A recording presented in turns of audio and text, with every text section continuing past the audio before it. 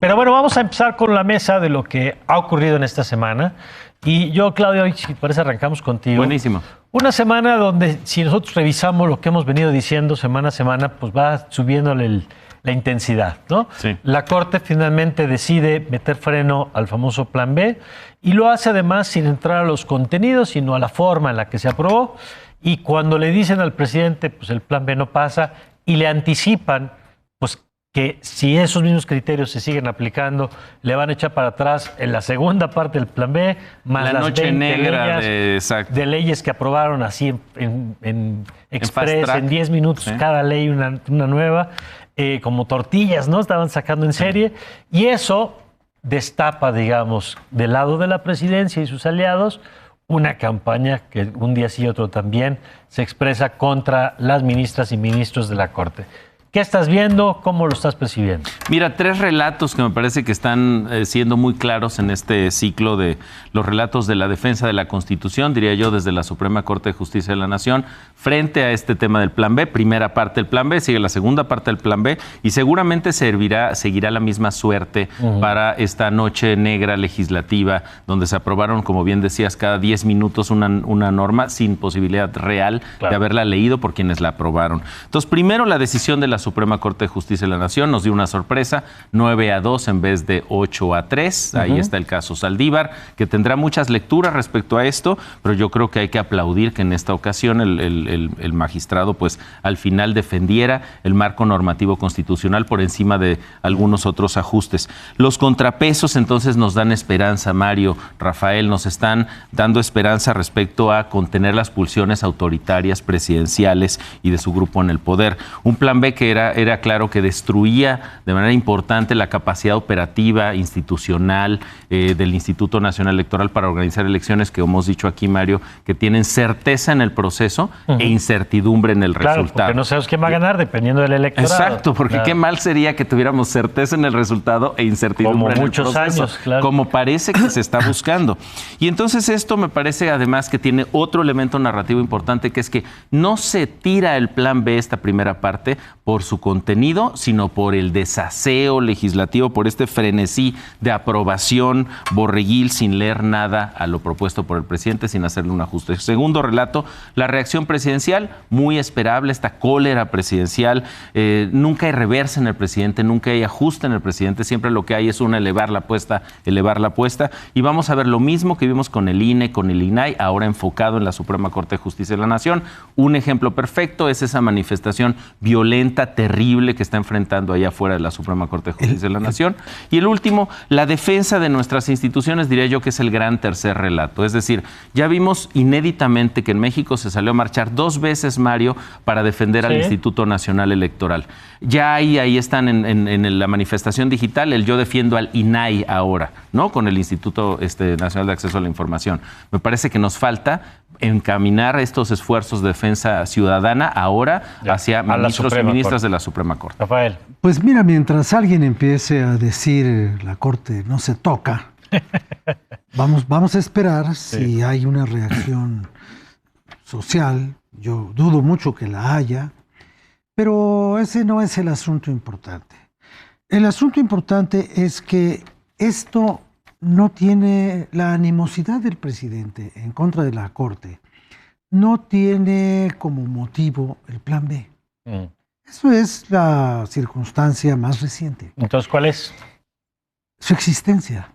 De la Corte. La existencia de la Corte. Mira, en diciembre del 2018, recién llegado el presidente, manejó uno de sus grandes mitos, que es el ingreso de los funcionarios públicos. Cuando está... Ajá.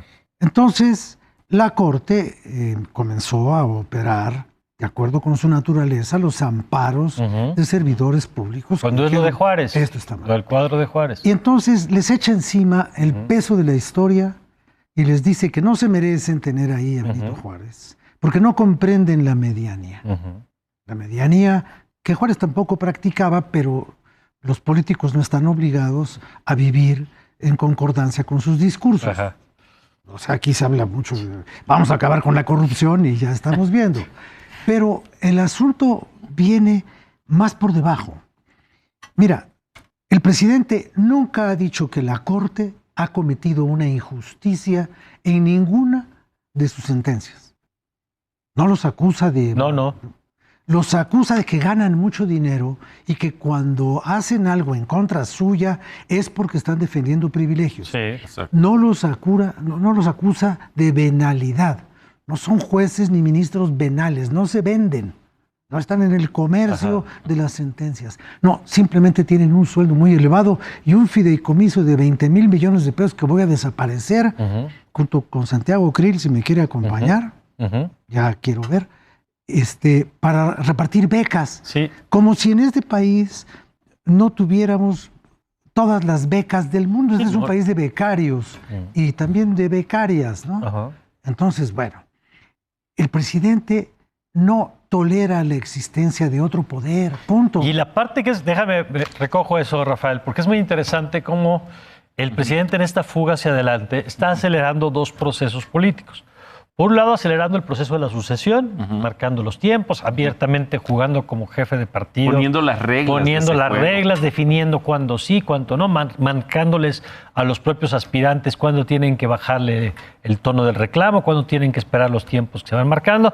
Ese es por un lado. Pero el otro es el contenido de la discusión del 2024. Y es interesante que el presidente está construyendo desde hace varias semanas un plebiscito, de tal forma que cuando la gente llegue en el 24 a votar, lo que el presidente, él está diciendo es que va a haber por lo menos 3 cosas que tiene que resolver la gente. ¿Quieres que sigan los militares haciendo tareas de seguridad? Vota por Morena porque todos tendremos mayoría calificada para perpetuar el regreso de la Guardia Nacional a la defensa como él la quería. Exacto. ¿Quieres que desaparezca el INE y que puedas votar por los consejeros electorales de manera directa?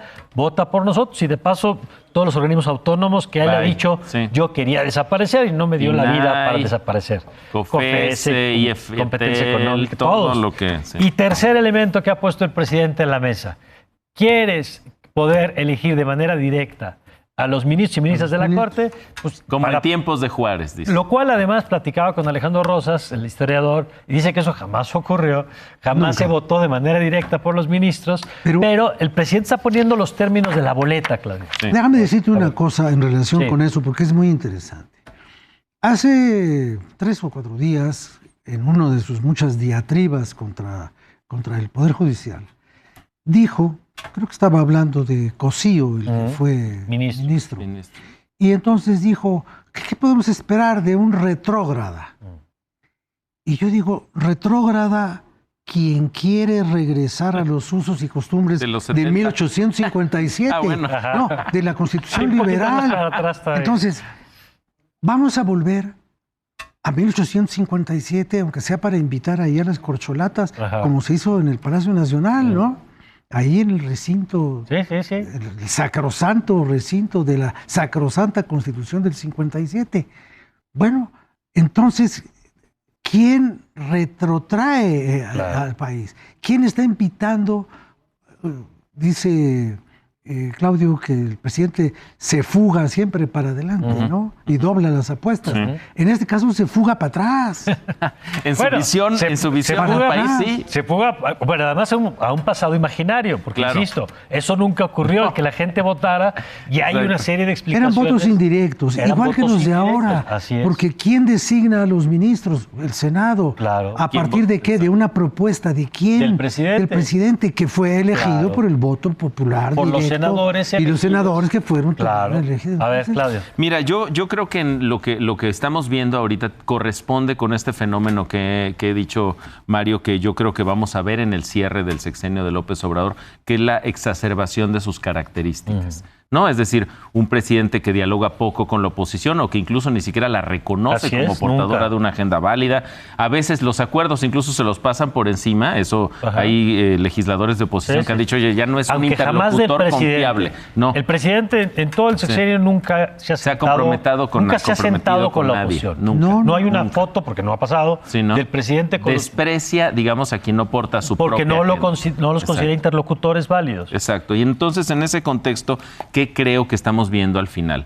Estamos viendo ya la elaboración de los términos del debate del 2024. Sí. Básicamente aquí es todo el poder a Morena, todo, Sí. o mantenemos nuestra democracia. Pareciera que eso es el tema. No sé si es exagerado decir dictadura o democracia, pero sí al menos autoritarismo y democracia. Porque si lo que se está buscando es tener todo el poder en la Cámara de Senadores, en la Cámara de Diputados, en el Poder Legislativo para modificar las leyes y darle todo el poder a esta visión totalmente estatista y presidencialista, pues hay que votar por Ahora, Morena. nada más déjame un apunte rápido. El presidente diría, frente a esto que estás diciendo, no es dictadura, es el pueblo Es el poder al pueblo. venciendo los obstáculos que hemos enfrentado en la transformación. Y esos obstáculos son la autoridad electoral, el poder judicial y los organismos autónomos que le quitan poder al presidente.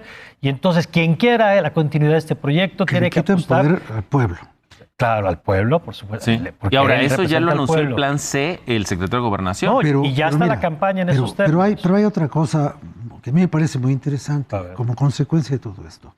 Ya tuvimos una vez al Manco González y al Manco Obregón. Ujú. Bueno, pues ya vamos por el otro Manco. ¿Por qué? El que llegue, Ujú. el que llegue a la presidencia, si es él o la, Ajá. llegará manco o maniatado. ¿Por qué? Porque desde hoy el presidente está imponiendo una agenda legislativa. Ujú. ¿Para qué legislatura? Para la legislatura que tradicionalmente pone el presidente que se Claro. va. Lo que pasa es que como Digo, están el presidente desfasadas... que llega, porque él claro. puso la actual. Sí, sí, Él sí. fue el que palomeó a los diputados Sí. y antes a los senadores. Sí. Por eso Monreal se la creyó. Sí. Fíjate cuánto tiempo se la creyó. Bueno, entonces, este era su Senado y estas fueron sus cámaras. Claro, sí. La Cámara, la próxima Cámara, la tiene que poner el presidente electo Sí.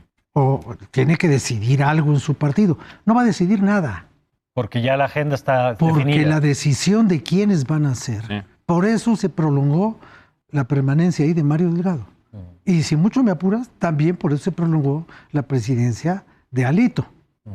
Entonces, la próxima Cámara será la Cámara de este presidente. Por lo pronto, con una One agenda more time. establecida. Y con una agenda establecida y con un comportamiento y un dogma que se tiene que reconocer como el juramento constitucional. Ya no va a ser juro cumplir y hacer cumplir la Constitución. No, juro cumplir y hacer cumplir la transformación. Claro, y en la agenda en estos términos. Nos quedan 2 minutos, Claudio. A ver, yo quiero hacerte una pregunta. El tema de la oposición, porque el presidente, lo platicaba con Roy Campos el otro día, el presidente está controlando los tiempos, está controlando los temas, y la oposición, ¿qué está haciendo? Pues la oposición... ¿O qué puede hacer frente Mira, a esto? hay quien de repente en estos análisis dice, es que no hay oposición, la oposición no existe.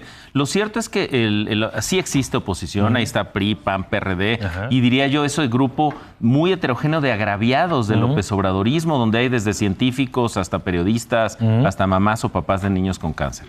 En ese grupo heterogéneo lo que está faltando en realidad, más que la operación política, más que los concilios de los órganos cupulares, me parece que lo que le está faltando es un relato, una historia que contar, y segundo, una figura que enarbole, ¿no? En un país donde nos gusta tantos los caudillismos, las grandes figuras que nos inspiran a Porque seguir la una política propuesta. siempre requiere Son personas que son las marcas de la Así política, ¿no? Al final la marca de partido sí, Claro. quién te sigla es importante, Claro. pero es mucho más importante quién eres y qué comunicas en términos de propuesta de valor acuerdo. hacia el electorado, Mario. De acuerdo, Rafael.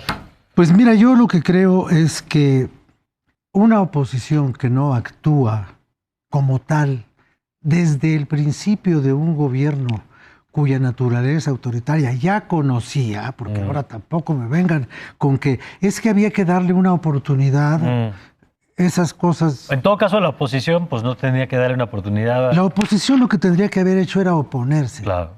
Y en los primeros 3 años de este gobierno no se opusieron. Muchas de las reformas del presidente pasaron en el Senado por unanimidad, empezando por la Guardia Nacional. Y ahora se espantan. No, estaban viendo si se acomodaban. Y como no se acomodaron, se volvieron opositores. Opositores de algodón, fofo, De algodón de volátiles. azúcar, querido Rafa. Evidentemente, porque el otro sirve para algo. El de azúcar nada más engorda, ¿no? Entonces, yo no digo que la oposición no exista. Ajá. Yo digo que la oposición no actúa. Y si no Ya. actúa, es igual que si no existiera. Pues, De acuerdo. bueno, gracias, Rafael. Gracias a ustedes. Gracias. Muchas Algodón. gracias.